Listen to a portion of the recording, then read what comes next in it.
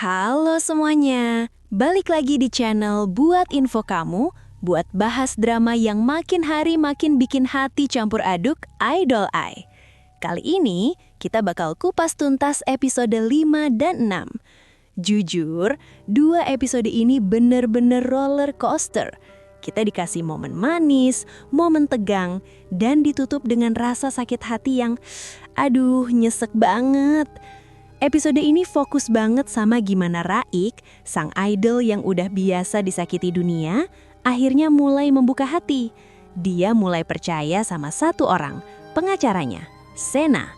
Tapi kalian tahu kan, hukum alam di drakor, semakin tinggi kamu terbang karena cinta, semakin sakit jatuhnya karena rahasia.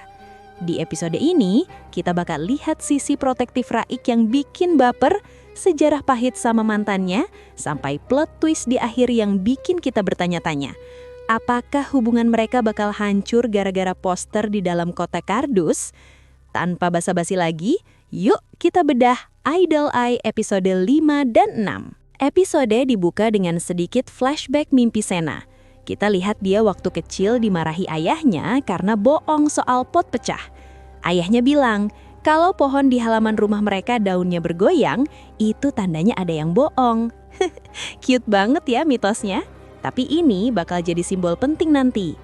Balik ke masa kini, Sena bangun di rumah sakit.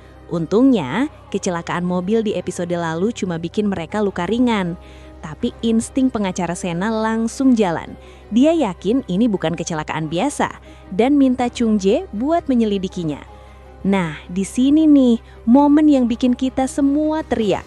Raik yang melihat Sena kesakitan, mode protektifnya langsung aktif. Dia nggak pakai lama, langsung ngegendong Sena ala Princess Carrie sampai ke dalam rumah. Raik bahkan terus ngerawat Sena dan berusaha bikin dia ketawa.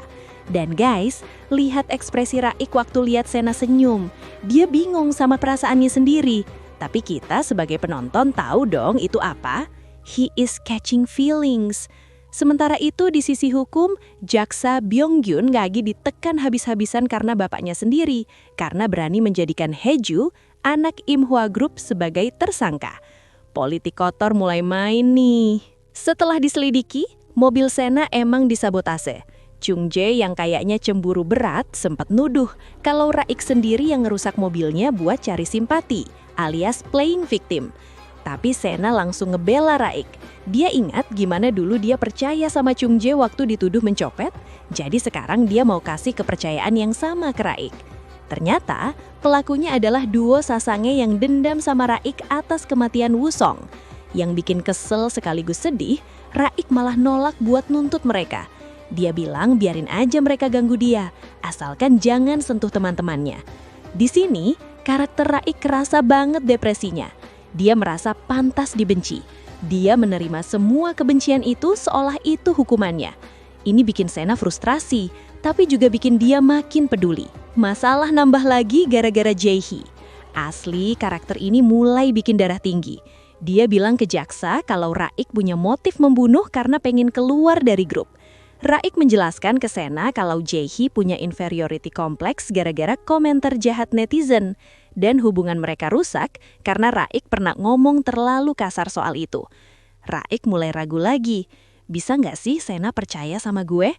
Untuk ngejawab itu, Sena bawa Raik ke pohon pendeteksi kebohongan di halaman rumahnya tadi. Raik nyoba tes dengan ngomong hal konyol, kayak, gue ganteng. Fakta sih, lalu dia ngomong dalam hati, aku tidak membunuh Kang Woo-song. Pohonnya diam aja. Meskipun itu cuma mitos ayahnya Sena, tapi buat Raik itu validasi yang dia butuhkan. Dia lega banget. Lagi adem-ademnya, Haeju datang melabrak. Dia kaget Raik tinggal sama pengacaranya. Di sini kita dapat flashback kenapa mereka putus. Ternyata Haeju selingkuh. Dan parahnya dia marah karena Raik mengubur skandal itu. Haeju capek jadi rahasia dan bilang kalau Raik itu nggak ada apa-apanya di luar status idolnya. Ouch! Kata-kata Haeju itu jahat banget. Kau cuma cangkang kosong. Dan sekarang dia berani bilang mau mengurus Raik. The audacity. Untungnya Raik tegas nolak dia dan milih tetap sama Sena. Tapi penderitaan Raik belum kelar.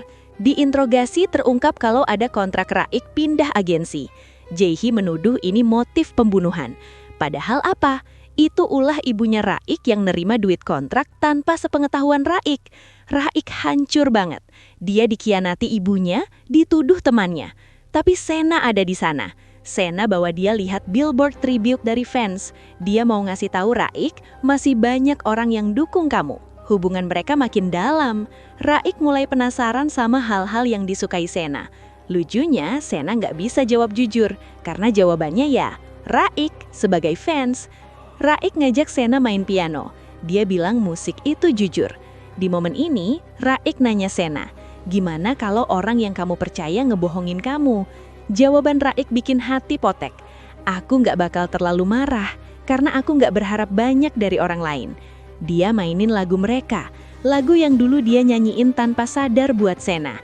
Di sini Raik benar-benar nunjukin dirinya yang asli, bukan sebagai idol, tapi sebagai manusia biasa. Dan inilah bom yang meledak di akhir episode 6. Saat Raik lagi mau bikin kimbap buat Sena, dia nyari beras dan gak sengaja buka satu kotak kardus. Isinya poster, merchandise, dan segala pernik-pernik Gold Boys punya Sena. Raik nunggu Sena pulang dengan barang-barang itu berserakan di lantai. Tatapannya hampa dan hancur. Kenapa ini sakit banget? Karena Raik baru aja bilang dia nggak berharap banyak dari orang lain. Dia pikir Sena beda. Dia pikir Sena peduli sama dia sebagai Raik si manusia, bukan Raik si idol Raik. Saat lihat koleksi itu, di otak Raik pasti mikir, ternyata dia sama aja. Dia cuma terobsesi sama image gue. Sumpah, aku takut banget lihat kelanjutannya. Raik baru aja kayak anak anjing terlantar yang nemui tuan yang baik, sekarang dia merasa dikhianati lagi. Padahal kita tahu, Sena tulus. Tapi dari sudut pandang Raik, ini pukulan telak. Kira-kira gimana Sena bakal ngejelasin ini? Apakah Raik bakal nutup hatinya lagi? Tulis teori kalian di kolom komentar ya. Jangan lupa like, subscribe, dan nyalakan lonceng notifikasi biar nggak ketinggalan review episode 7 dan 8 minggu depan. See you next time!